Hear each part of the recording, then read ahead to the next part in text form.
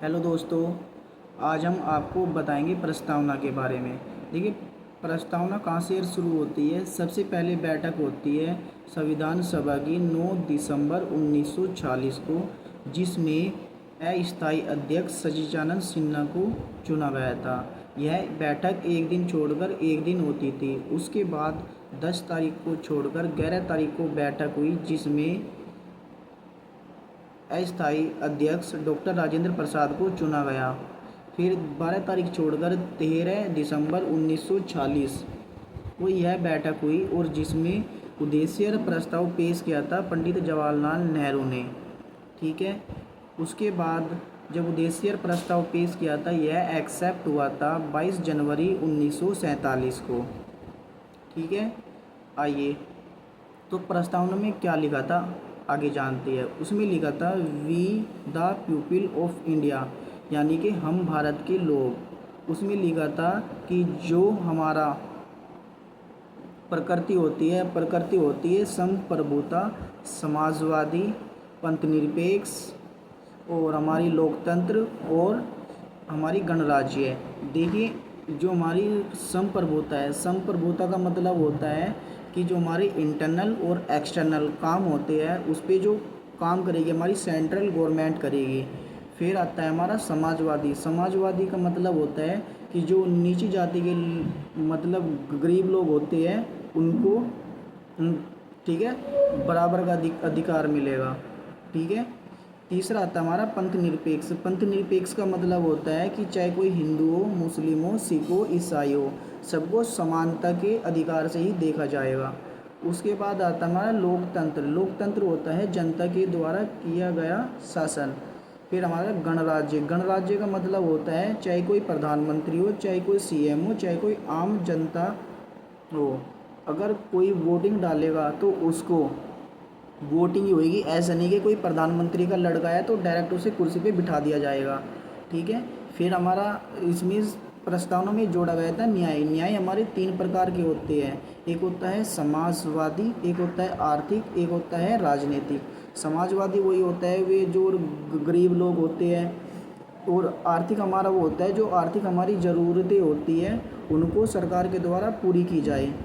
तीसरा हमारा होता है राजनीतिक, यानी कि हमारा कोई भी हमारी प्रॉब्लम है वो राजनीतिक तौर पर सोल्व की जाए।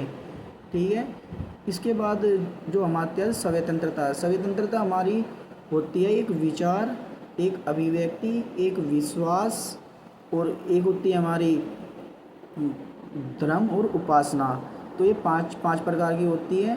ठीक है। उपासना का मतलब होता है चाहे कोई हनुमान को मान लो, चाहे कोई शिव जी को मान लो, चाहे कोई किसी भी यार भगवान को मान लो, वो उसकी खुद की स्वतंत्रता है, या खुद का कोई विश्वास है वो, और अपनी यार विश्वास से क्या क्या मानता है, या उसका विचार क्या कहता है, या उसकी अभिव्यक्ति क्या कहती है, ये सब।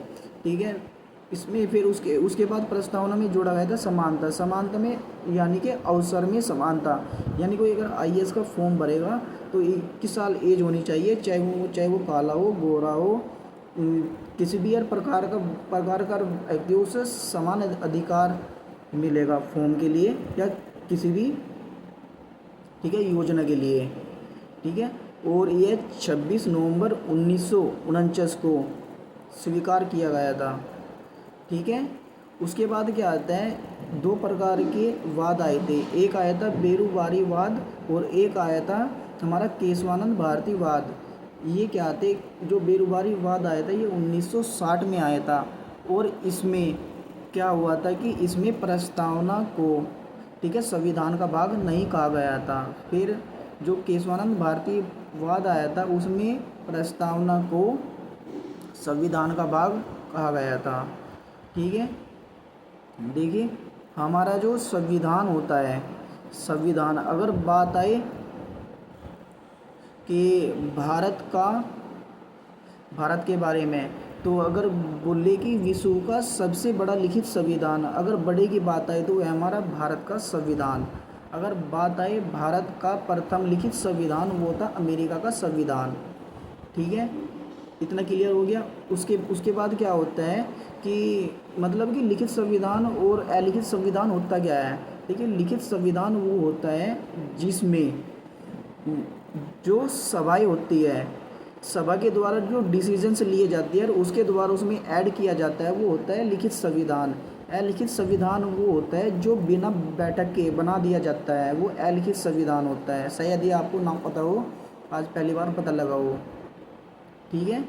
और हमारे जो इसमें केशवानंद भारती वाद 1973 में हुआ था, इसमें 42वां संविधान संशोधन 1976 के तहत जोड़ा गया था पंथ निरपेक्ष और अखंडता और समाजवादी। समाजवादी वही होता है कि जो गरीबी लोग होते हैं। पंथ निरपेक्ष का मतलब जो हिंदू मुस्लिम सिख ईसाई होते हैं सबको समानता का अधिकार से देखा जाएगा। और अखंडता का मतलब होता है जो हिंदू मुस्लिम सिख ईसाई है सब में एकता होनी चाहिए, कि हमारा जो भारत में है सभी हर धर्मों में एकता है, ठीक है।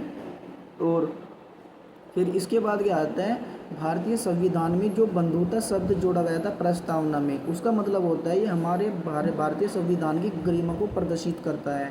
देखिए BR अम्बेडकर जी ने आर्टिकल 32 को संवैधानिक उपचारों का अधिकार को संविधान की आत्मा कहा था, ठीक है। और BR अम्बेडकर जी ने मूल अधिकारों को संविधान में हृदय और आत्मा कहा था। उसके बाद यह एक संगठनात्मक राज्य है, ये किसने कहा था, ये KC वहीयर ने कहा था, ठीक है। और हमारे जो DPSP होते हैं जो आयरलैंड से लिए गए हैं, इन्हें ग्रीनविल ऑस्टिन ने संविधान की आत्मा कहा था, ठीक है। शायद आपके इतने पॉइंट्स क्लियर हो गए हो। यही हमारी प्रस्तावना में सारे मेन पॉइंट है जो मैंने आपको बता दिए हैं। Okay friends.